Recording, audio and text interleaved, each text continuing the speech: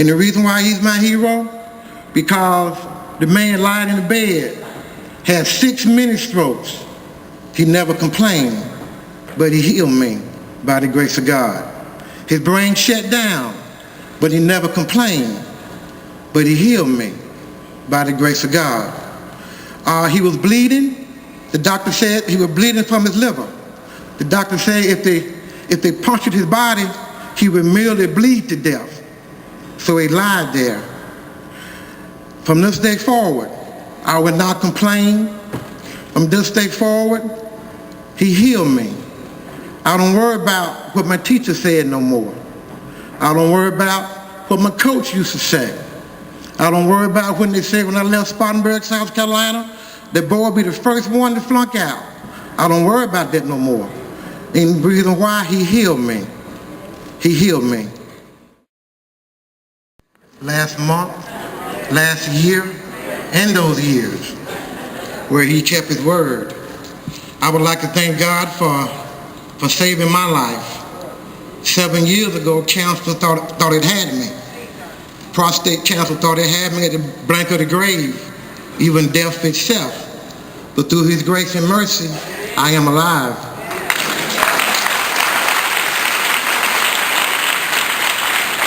I want to thank God for Honey Poo, my wife. Stand up, Honey Poo.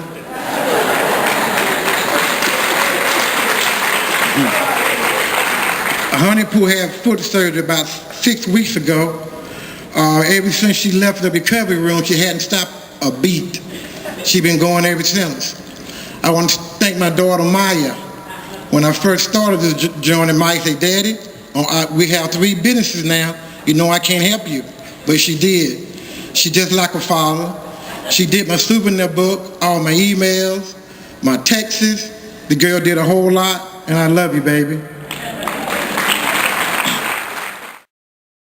I want to thank Pam Lyons, who encouraged me years ago.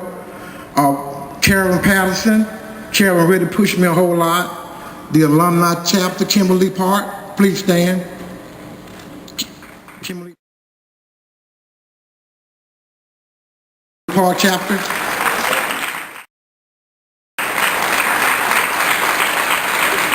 Thank you so much. My old college roommate, NATEPERKINS, please stand. There's Nate over here.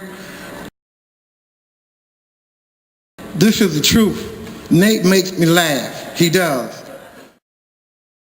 We went home today. Lo and behold, I had 6 heifers. Heifers is a female cow. One of my heifers had a calf. I said, "Nate, my God, the calf is stuck. What are we going to do?" Me and this man delivered a calf. This man right here about 3 hours ago.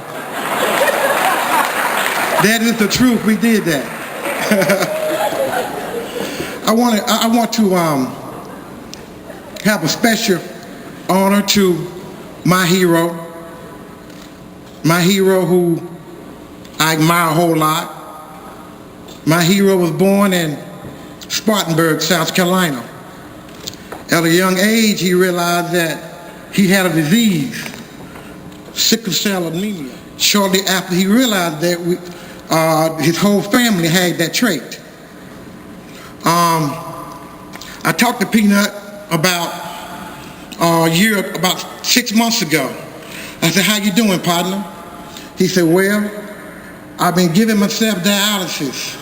A machine had to be hooked up to it 4 times a day." He said, "Sometimes my blood is so cold, I can't take it."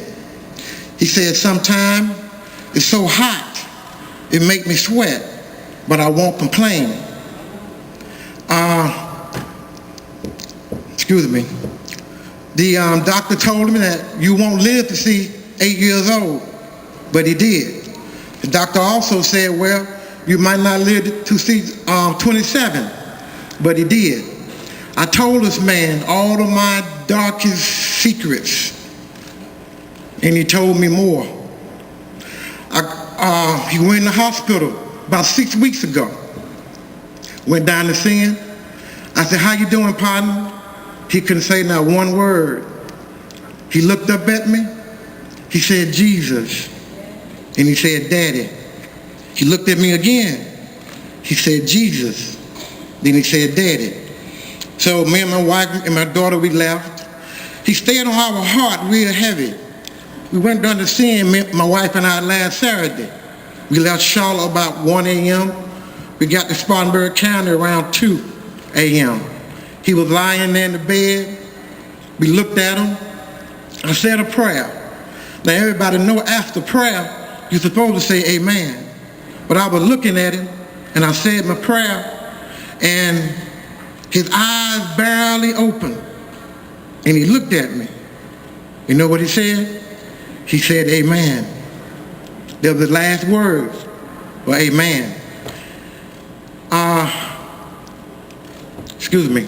Last Sunday, I got a call. They said, you know, he's taking his last breath now, and life is slowly leaving his body. Then he died. My hero was my brother. His name was Peanut. His real name was Milton Renee Gilliam. And may God bless you folks. May God bless America. Again, thank you.